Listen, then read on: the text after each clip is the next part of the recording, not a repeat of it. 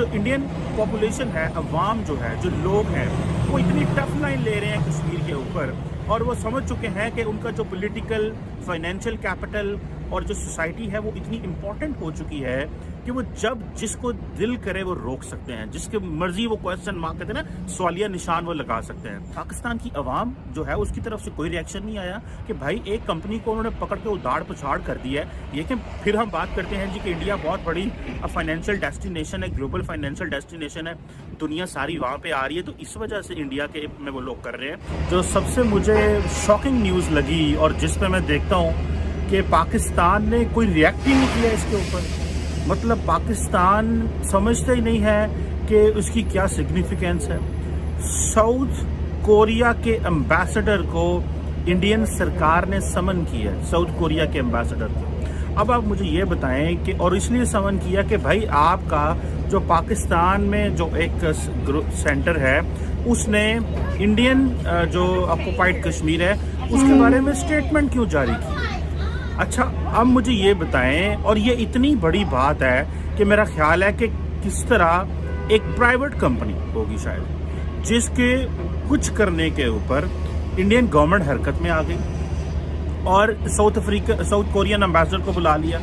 अब इसकी ज़रा सिग्निफिकेंस और इस चीज़ पे बात करें। पहली बात तो ये है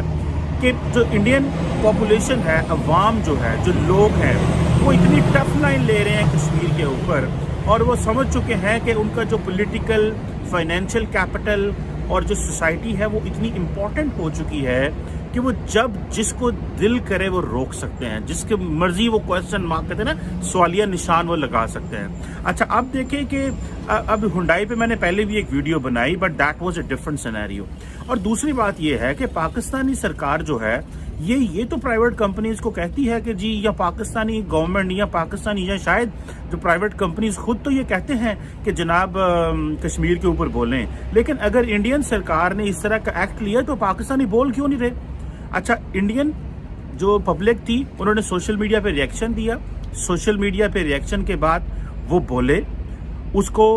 फौरन हुंडई इंडिया को स्टेप बैक करना पड़ गया, क्लैरिफिकेशन जारी करनी पड़ गई, इवन सोल तक प्रॉब्लम क्रिएट हो गए। और उसको फिर क्या किया कि इंडियन मीडिया ने पिक किया, इंडियन मीडिया से वो बात इंडियन सरकार तक आ गई और इंडियन सरकार ने ये सोचा कि ये बहुत अच्छा मौका है कि अपनी अवाम जिसने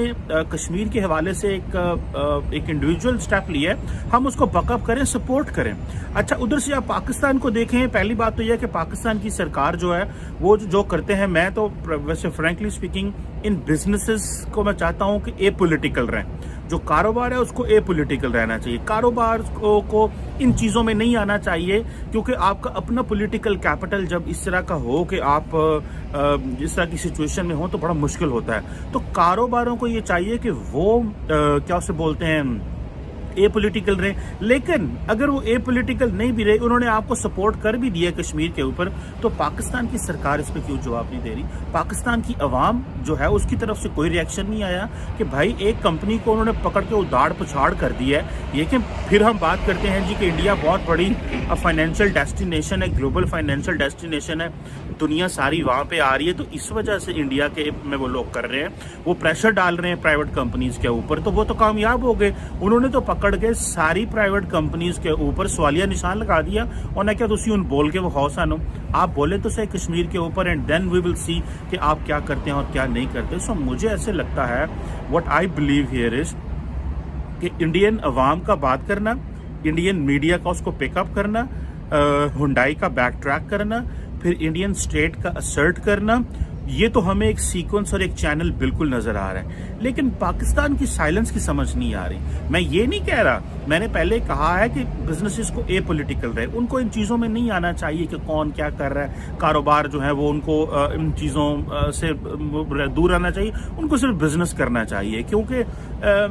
ये जो बिजनेसेस जब इस तरह की चीज़ों में आते हैं तो फिर उसका नुकसान ये होता है कि वो अब देखें ना, एक कंट्रोवर्सी में ब्रांड जनरेट हो गया, अब वो